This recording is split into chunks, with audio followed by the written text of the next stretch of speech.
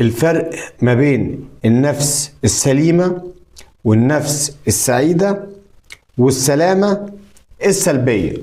كلام معقد جدا، بس ركز بقى معايا عشان الكلام ده مفيد ليك. النفس السليمة في التعبير السيكولوجي ليها اللي انا وانت معتقدين ان النفس السليمة هي النفس السعيدة.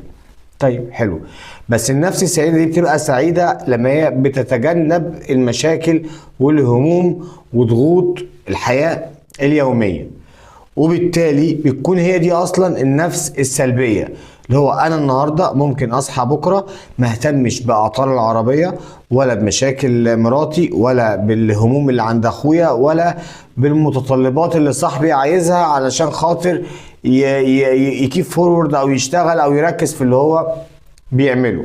طيب انا كده هبقى عندي نفسي ايه؟ سليمة سعيدة، وقعد بقى اتفرج على المصارعه وعلى تركي واللعيب خد 5 مليون وبنت محمد معرفش عملت ايه ومحمد هينزل ولا هيكمل، طب هياخدوه في السعوديه ولا هيرجعوه، ويخوص وعليها تخليني ان انا اوصل ان لما حد يجي يشاركني في حاجه من اللي انا بتكلم معاك فيهم دول هقول له انت ازاي اصلا بتشاركني الحاجات دي؟ انا عايز انجح، انا عايز اركز في اللي انا بعمله، سيبني ما تشاركنيش همومك.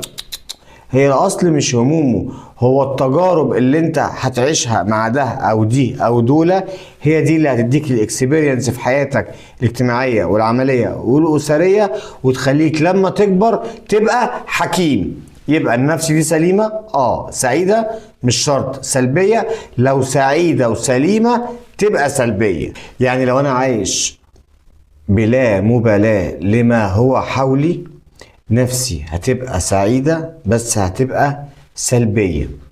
ولو انا انسان ايجابي هبقى مهتم بما هو حولي فهبقى نفس سوية معمرة، وهو ده اللي انا وانت موجودين عشانه. لو الفيديو عجبك هستنى منك تعمل لايك وشير واشتراكك في القناة هيبقى على حسب تقييمك للمحتوى.